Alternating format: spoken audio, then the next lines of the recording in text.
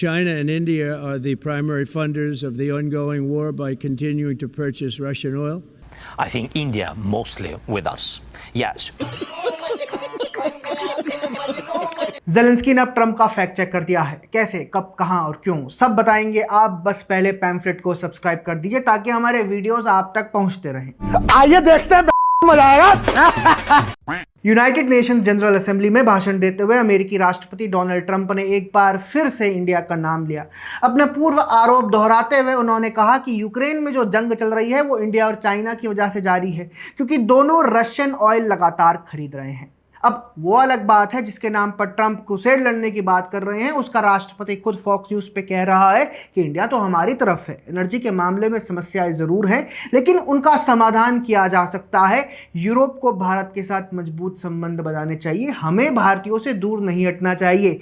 जी हाँ दोस्तों, ये ज़ेलेंस्की ने कहा है इंडिया और इंडियंस के बारे में।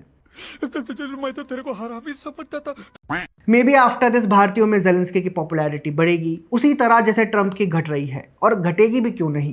ट्रंप बार बार इंडिया को लेकर झूठ बोलते आए हैं, चाहे फिर वो ऑपरेशन सिंदूर के बाद सीज फायर करवाने वाले दावे हों या फिर हमें डेड इकोनॉमी बोलना। वे और उनके चाटुकार आरोप लगाते हैं कि यूक्रेन रशिया वॉर से इंडिया प्रॉफिट कमा रहा है। वो अलग बात है कि अमेरिका खुद रशिया से यूरेनियम खरीद रहा है।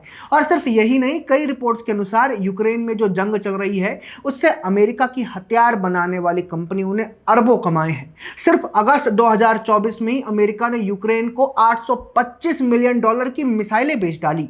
यूरोप के नेटो देश और कनाडा भी अमेरिकी दबाव में करीब $10 अरब के हथियार खरीद चुके हैं। और इसके बाद यूएस के हथियार निर्यात का ग्लोबल शेयर 2014 के 35% से बढ़कर आज 43% हो चुका है। मतलब आप समझ रहे हैं, यूक्रेन रशिया वॉर की वजह से गाली खा रहे हैं इंडिया और चाइना, मगर असली पैसा छाप रहे हैं लॉकहीड मार्टिन और बोइंग। ये तो बिल्कुल वैसे ही हुआ जैसे उल्टा चोर कोतवाल को डांटे।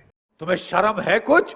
अब देखने वाली बात यह होगी कि कब तक ट्रंप अपने झूठ का झुंझुना बजाते फिरेंगे। इंडिया पर उनके बर्ताव को मागा के मूर्खों को छोड़कर अब कोई सपोर्ट नहीं करता। खैर, ट्रंप को अब सब मजाक की तरह ही ट्रीट कर रहे हैं। लिस्ट में ज़ेलेंस्की के साथ यूएन का एलिवेटर और टेलीप्रॉम्प्टर भी शामिल हो गया है। हाँ दोस्तों, यूएनजीए में आते हुए उनका एलिवेटर बंद हो गया था, फिर भाषण देते हुए टेलीप्रॉम्प्टर काम नहीं कर रहा था। I can only say that whoever's operating this teleprompter is in big trouble. खैर, ज़ेलेंस्की द्वारा ट्रंप के फैक्ट चेक पर आपका क्या कहना है, कमेंट सेक्शन में हमें जरूर बताएं। ऐसे ही और वीडियोस के लिए देखते रहिए द पैम्फलेट।